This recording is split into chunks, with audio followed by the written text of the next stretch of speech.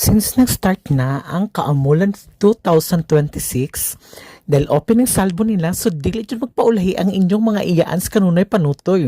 So ning adto jud mi sa Malaybalay City, Bukidnon sa Capitol Ground. So tanawa kaninyo mga iyaan namo sa kanunay panutoy. O di ba? Parting daghan ng tao. Kauban ako si Jessamine, si Wang Lu. Nagkuyog jud mi dining duha kay nang laag mi sa Capitol Ground sa Malaybalay kay parting daghanan nilang mga guests. Daghang kayong mga artista nga gikan sa Manila. Sila ang atong mga performers. So naa din na si Rob Ginto na sexy kaayo o katong ning daog sa ah, Mr. Philippines, o di ba? O ang inyong iyaan nagpataka, nagyaw-yaw. So mo na siya nagbuto-buto na in taon ang mga fireworks perting ninduta ani as in.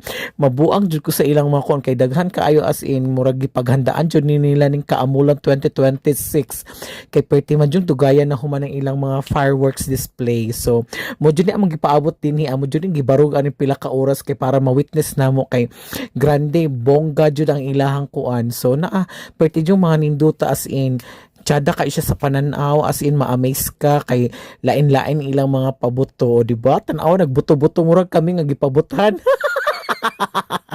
So mo na siya, di ba? Nice kaayo. Pwede yung daghanang tawaan naghuot jud ang mga person of responsibility. So pero laban lang kay nalingaw man ang duha ka iyaan sa kanunay panutoy. So mo na siya ning laban jud mi ani. Nahuman jud mi uli ani mga alas 12 na jud mi nahuman. Kay nga mo amo jud gitawas ang performance sa mga